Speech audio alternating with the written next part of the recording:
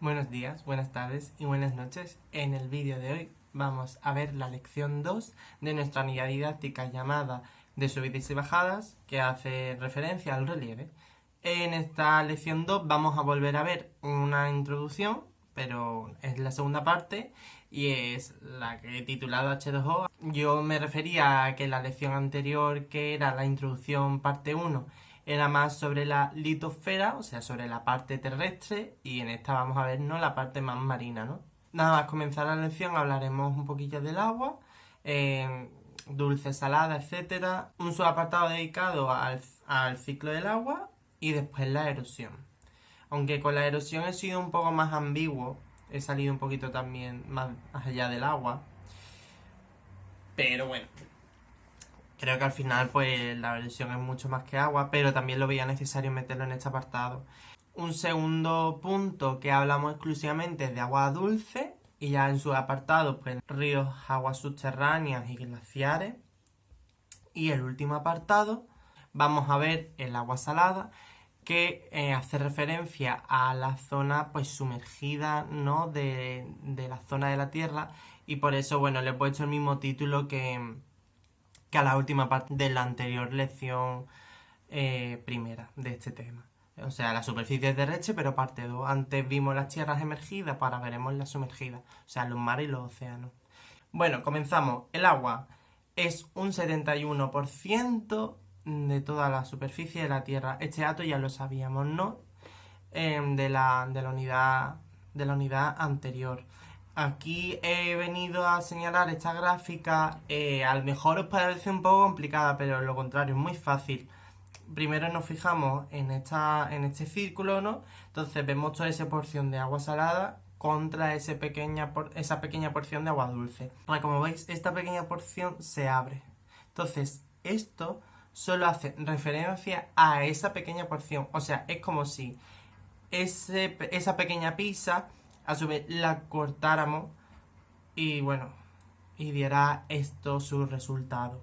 Además podéis ver que esta escala, ¿no? Porque si todo esto es un 2,5, ¿no?, pues más de la mitad se la lleva ese 2,04 de los glaciares. Y ya el resto, pues son esas aguas subterráneas, lagos, atmósfera. Nosotros, que por así decirlo vivimos más de esas aguas subterráneas, de los lagos y ríos, pues viviríamos de un 0,58%. A ver, que vivimos de más, los glaciares se están empezando a deshacer, entonces esto pues cada vez se vendría más para nosotros, pero bueno, era una manera para que veáis que el agua potable que nosotros consumimos es muy poco comparado con todo el agua que hay en el mundo, ¿no? Continuamos con el ciclo que yo he llamado Sin Fin, haciendo esa referencia al Rey León, pero bueno, del agua. También lo habéis dado anteriormente en otros cursos, por eso también lo... A ver, bueno, no está comentado rápido, pero es que es lo que hay. Ya lo sabéis, ese ciclo, ¿no?, ese círculo, básicamente el agua esté donde esté, no solamente en el mar, ¿no?, se evapora por el sol, ¿no?, y se condensa en forma de nube en la atmósfera, ¿no? Pues ya esté donde esté, esa condensación pues se precipita y cae en cualquier lugar. Puede caer otra vez en el mismo mar, puede caer en un río, puede caer sobre la tierra, puede ir colándose por las alcantarillas, puede colarse sobre la tierra, y si es, y puede calar y puede ser un agua subterránea, o si el viento lleva esa nube hacia una montaña y esa montaña choca con la nube, pues hay una precipitación, y poco a poco pues esa caída desde lo alto pues va provocando pues un río, o si hay un río pues se une a ese río, ¿no? Las precipitaciones no solo son lluvias, sino también pueden ser nieve o granizo, depende de la temperatura de donde esté esa nube, de donde caiga esa precipitación, ¿no? Si cae una precipitación en mitad de agosto, pues será una lluvia, difícilmente será un granizo o una nieve. Y si hay una precipitación que cae en una montaña, pues en plenos meses de invierno, pues probablemente pues sea esa precipitación sea en forma de nieve. Ese agua vuelve a llegar al mar se vuelve a evaporar, Pero bueno, el agua que no ha llegado al mar es porque con anterioridad también se ha evaporado, ¿no? Hagamos con el ciclo y vamos a hablar de la erosión, ¿vale? Hablando estrictamente de la erosión que produce el agua, tenemos tres estados, ¿no? El transporte, la sedimentación y el desgaste. La sedimentación es cuando este transporte acaba porque todos los materiales se dejan aparcados en un lado, ¿no? Entonces esos materiales se van acumulando y van creando, ¿no? Pues un trozo de tierra. O lo mismo hecho que estoy creando yo aquí a la velocidad del mismo río, pues con el tiempo a lo mejor pues lo acabas rompiendo, ¿no? Y esto pues al final a lo mejor acaba desapareciendo otra vez, ¿vale? Es para que veáis, ¿no? Y esto último que os he dicho, pues básicamente el desgaste, ¿no? Cuando la fuerza del agua es constante, ¿no? Y acabas desgastando pues lo que es un material y acabas transportándolo con él. Aquí en un breve párrafo os he puesto que no solo el agua erosiona, ¿no? Pero es que me venía bien incluirlo ahí. Entonces, bueno, como podéis ver también erosiona, ¿no? El viento puede también desgastar lo que es una roca, ¿no? También puede transportar. Las montañas al moverse por el movimiento de las placas, que ya vuelvo a decir, lo veremos en siguientes lecciones. Las temperaturas y las plantas, que bueno, vengo aquí a decir que ambas pueden romper pues el suelo, trozos de roca. Un árbol puede crecer encima de una roca, ¿no? Y las temperaturas pues si cambian muy bruscamente también, ¿no? Y bueno, y obviamente los seres humanos que nosotros destrozamos más que creamos. Aquí os he puesto cómo se crea un acantilado, ¿no? Si empezamos por aquí, ¿no? Pues vamos a ver cómo ese agua pues constantemente, ¿no? Va erosionando esa piedra y bueno, como veis pues solo erosiona lo que toca, entonces se forma pues esa curvatura, ¿no? Que veis ahí. Entonces la parte de arriba pues se mantiene igual. ¿Qué pasa? El agua pues va siguiendo erosionando esa zona hasta que ya pues se hace imposible, ¿no? Que la zona que no está erosionada pues sea sujetada por nada. Entonces pues ese acantilado, ¿no? Pues se vuelve a romper, ¿no? Se quedan esas rocas ahí, pero con el tiempo pues quién sabe si ese agua vuelve a eliminar esas rocas que se han quedado ahí y vuelve otra vez a escarbar en lo que es esa pared. A continuación he señalado como ejemplos muy claros de la erosión. Aquí este es como los demás son famosos, este no es famoso obviamente, pero es para que veáis lo que hace la simple erosión de una corrientita de agua. Es que no es ni un riachuelo, es una corriente de agua. A lo mejor es una manguera o yo qué sé, pero ese agua, ¿no? Como ha ido formando su propio camino y al buscar su propio camino pues ha ido pues escarbando sobre la tierra. Y bueno, ya aquí empiezan los ejemplos más impactantes, los más famosos. Estos son los 12 apóstoles en Australia, en el sur, en el estado de Victoria. Son pues unas columnas, ¿no? Que han sido erosionadas tanto por el mar como por el viento. El problema es que actualmente todavía el mar y el viento siguen erosionándola, entonces de hecho pues se van destrozando poco a poco. De hecho creo que son 9 columnas y hace poco se cayó una. Bueno, quien dice hace poco creo que era 2009 o algo así.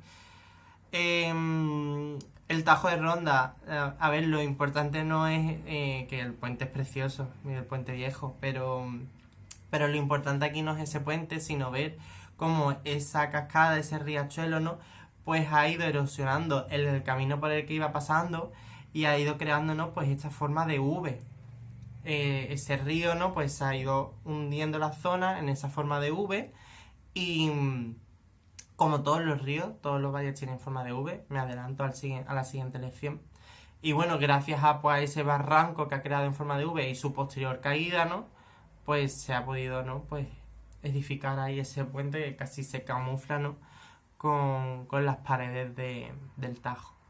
Otro gran ejemplo, el Cañón del Colorado, por donde pasa el río Colorado. Está en Estados Unidos y todo esto ha sido creado pues, por el propio río, ¿no? Que ahora veis que pasa por aquí, ¿no? Pero se ha podido ver que anteriormente pues el río pues ha ido pasando, ¿no? Pues por aquí, ¿no? Se ven esas marcas de agua, ¿no? También por aquí ha habido un nivel de agua, ¿no? Entonces el río poco a poco se va achicándose, se va haciendo más chico, pero su marca ha quedado plasmada, ¿no? En ese cañón, ¿no? El río va perforando cada vez más, ¿no? Y va pues haciendo esa forma, como siempre veis, pues con forma de V, aquí no tan marcada, porque habría que verlo con su contrario, ¿no? Plan, como si fuera un espejo, pero bueno. Esta erosión es solamente de viento, pero es que me parece muy curiosa y son como esas montañas que parecen muy independientes. De hecho, es que son muy famosas, se llaman Montaña Aleluya en China y inspiraron a Avatar para crear esas islas flotantes. Entonces actualmente se llaman Montañas Aleluyas de Avatar. Y ya por último, otro ejemplo de erosión muy famoso que tiene que ver con el agua, claramente, pero no es lo que vais a creer. Se llama la calzada de los gigantes y veréis que tiene como una forma un tanto extraña. Esta forma no es por la erosión, es es porque simplemente la roca se crea así porque es una roca volcánica. Pero lo que sí hace el agua, ¿no? Es que sea más difícil acceder a aquí que aquí. Como veis, ¿no? La zona donde ha tocado el agua está más oscura, ¿no? Que la zona donde no. Entonces, ¿qué pasa? Que va erosionando toda esta zona, ¿no? Entonces se van creando como esas formas de montaña, ¿no? Que va dándole pues ese aspecto tan característico. La peculiaridad de la forma de las rocas, que encima si el agua se acumula arriba, ¿no? Pues va formando, ¿no? Pues esa concavidad en la parte de arriba. Entonces, bueno, pues es una mezcla de factores que hace esta calzada de los gigantes en Irlanda del Norte un sitio turístico bastante interesante.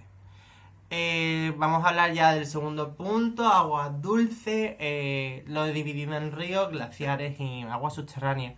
Comenzamos con los ríos, que es un río, una corriente continua de agua.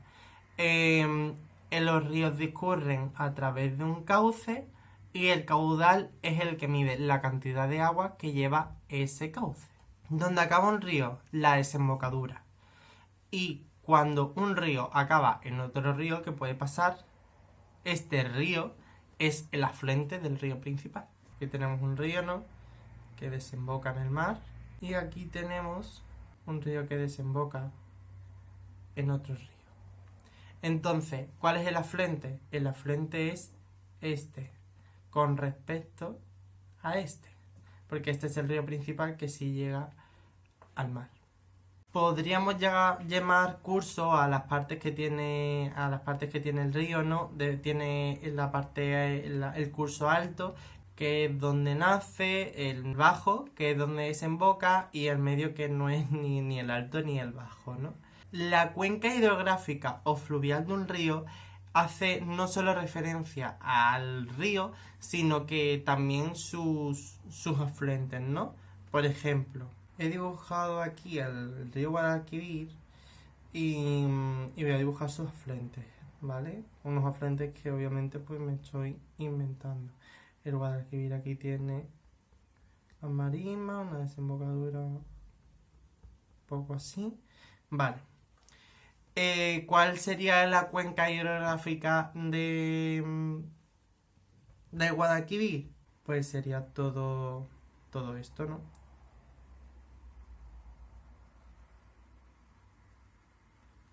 ¿Vale? Para que lo entendáis, no solo sus ríos, sino son todos esos afluentes, sus desembocaduras, si tiene, por ejemplo, algún lago donde nace. Y ya hablando estrictamente de agua dulce, los ríos son solo un 5% del total del agua dulce. Y he querido señalar aquí los ríos más largos del mundo. Obviamente vamos a comenzar por el más largo, ¿no? Que es el Amazonas, ¿no? Que cruza esa América del Sur. Hasta hace poco no se pensaba que era el más largo, sino simplemente el más caudaloso.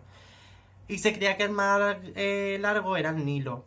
Pero como es muy complicado investigar este río porque está en el Amazonas, incluso desde vía satélite es muy difícil estudiarlo porque los árboles tapan, ¿no? Pues su recorrido. Se tuvo que hacer una expedición en la selva para ver exactamente dónde nacía y averiguar que son 6.800 kilómetros lo que hace este río. siendo el más largo. Aquí, ¿vale? Podéis ver ese trazo, ¿no? que hace el río, ¿no? por América del Sur.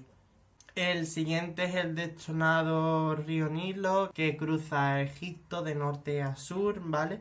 Se ha quedado bueno, no se ha quedado porque siempre ha sido así, pero ahora mismo tiene el segundo lugar, ¿no? Con esos 6.650 kilómetros.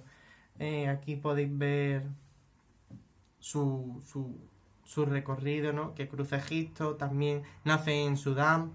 Y ya el tercer, cuarto y quinto puesto lo tiene sucesivamente el Yangtze en China, el Mississippi en Estados Unidos y el Yenisei en Rusia. Pasando a hablar del agua subterránea de una manera muy breve, ¿no? Ese 30%, mientras que los ríos en global eran solo un 5% del agua dulce, las aguas subterráneas son un 30%. Para que os hagáis cuenta que hay más agua debajo de nuestros pies que lo que vemos nosotros de los ríos, ¿no? Ese agua se ha filtrado porque hay rocas porosas, es decir, poros, que dejan pasar el agua. No es ni más ni menos que esto, ¿no? Los poros son esos pequeños filtros, ¿no? Que tienen los poros de la piel, también se llaman esos agujeros, ¿no? Que se tienen en la piel. El agua va colándose o va erosionando esa roca más blanda, más porosa, pero la roca que es impermeable, o sea, que no deja, que es muy dura y que no deja que se cuele el agua, pues la que va parando y básicamente esa roca dura es la que va decidiendo el camino que tiene ese agua, ¿no? He rellenado de color las zonas que podemos pensar que la roca es impermeable, ¿no? Y ese tono más claro es como la roca que es porosa, ¿no? Aquí os pongo los puntos, ¿no? Podéis ver que por ahí se cuela más fácil el agua. Entonces, básicamente, al llover, ¿no? Pues aquí no pasa nada, no pasa nada, no pasa nada, no pasa nada, hasta que al caer aquí, ¿no? Pues sí puede entrar el agua aquí. El agua, ¿no? Pues se va abriendo camino, ¿no? Por aquí dentro, hasta que, bueno, pues se topa, ¿no? Con esa roca que le impide, entonces, bueno, pues se irá rellenando, ¿no? Y se irá rellenando solo por esa zona donde la roca sí es permeable, ¿no? Y si le deja. Donde la roca es impermeable no podrá atravesarla, ¿no? Entonces es esa roca impermeable o la porosa, como queráis verlo, la que da pues camino a esas aguas. Aquí en esta imagen os he puesto lo que es un acuífero, ¿no? Que es esa acumulación de aguas entre las rocas, ¿no? Y que proporciona agua dulce. Y los proporciona porque básicamente se accede a ella a través de un pozo construido artificialmente o de un manantial. Que un manantial, pues, por ejemplo, un manantial podría ser esto, ¿no? Porque es natural. Ahora si yo hago aquí un pozo, ¿no? Pues esto es artificial. Ya por último de este agua dulce tenemos los glaciares, que ya sabíamos, ¿no? Que era ese mayor por ciento de agua dulce, o sea, esos 2/3. Y básicamente es cuando el agua cae y ese agua se congela por las temperaturas del lugar, de la altitud, etcétera. Entonces, básicamente un glaciar es una masa de hielo. ¿Dónde se encuentra la mayor parte? Pues claro, en las zonas más frías, ¿no? En la Antártida, Groenlandia, pero también en las zonas cercanas al Círculo Polar Ártico, Antártico, como vengo a señalar aquí, Islandia, Chile, Argentina, Canadá. Por ejemplo, el ejemplo que tenéis aquí es de un glaciar pues, en Argentina. También depende de la altitud, o sea, de cuánto alto estés, ¿no? En las montañas hay glaciares, en las montañas muy altas, ¿no?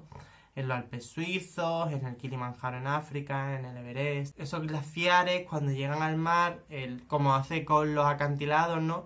Pues también se pueden desprender, se rompen y crean pues eso y se ve que acaban flotando en el mar. Que es el ejemplo que os he puesto aquí a mano derecha. Bueno, y no podía hablar de los glaciares sin hablar pues del cambio climático y del hielo que está provocando, ¿no? Aquí tenéis esa comparación, ¿no? De 1984 y 2012, que 2012 ya hace bastante tiempo. O sea, que imaginaros ahora mismo cómo podría estar ese polo norte.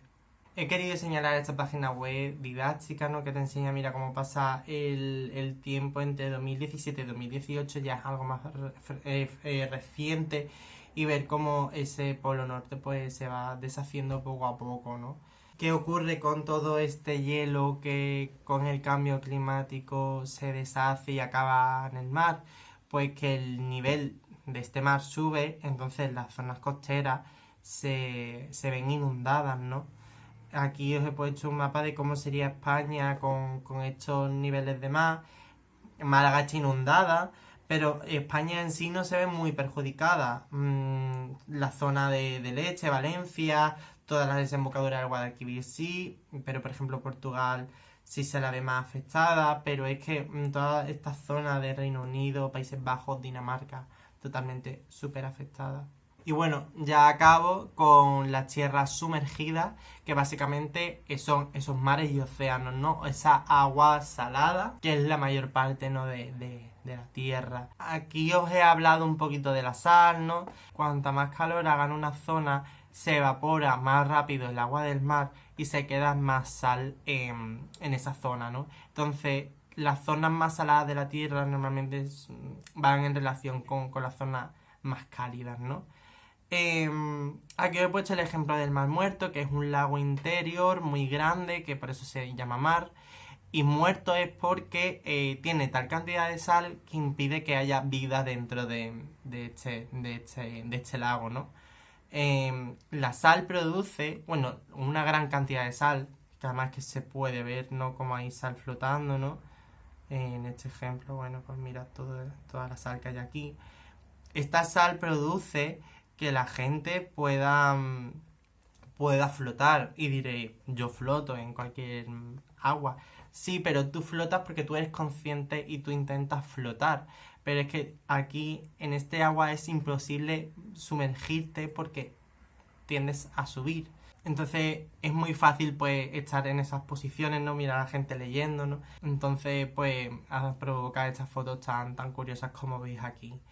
La diferencia entre océanos y mares, que los océanos son grandes masas y los mares son menos. Y normalmente un océano tiene varios mares dentro, ¿no? Los océanos más grandes se encuentran en el hemisferio sur, como vimos en el hemisferio norte están los más grandes continentes, entonces los océanos más grandes pues lo contrario, ¿no? En la anterior lección vimos los continentes, en este momento vamos a ver, ¿no? Pues estos océanos, también de mayor a menor, pues vamos a comenzar por el que es el Pacífico, ¿no?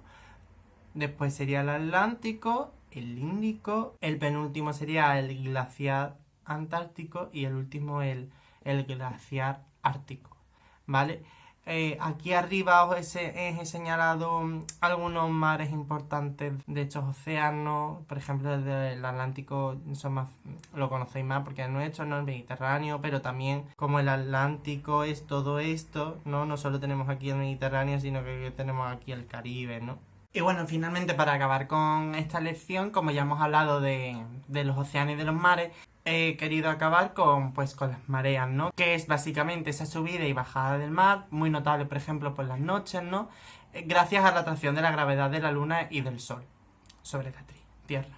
No he querido hacer mucha incidencia en esto, os he insertado una imagen, ¿no? Para que veáis que depende de esa posición entre Sol y Luna, dentro de esa zona gravitacional, ¿no? Si afecta o no, pues, a las mareas. Y el ejemplo, yo creo que más claro y más básico es este monte Saint-Michel en Francia, que es como un montículo en mitad de la costa, muy famoso, al que se puede acceder por como el puente que veis aquí, ¿no? ¿Por qué está ese puente? Pues porque esa zona se suele inundar, bueno, no inundar, sino que el mar pues accede a esa zona porque está bastante cerca. Y bueno, ya con esto hemos acabado esta lección, estas dos introducciones. Ya la siguiente lección ya sería entrar de lleno en lo que es el relieve. Y bueno, ya está, espero no haber sido muy pesado y muy aburrido. Así que nada, nos vemos en la siguiente lección y ya sabéis que me tenéis aquí para todo lo que queráis. Adiós.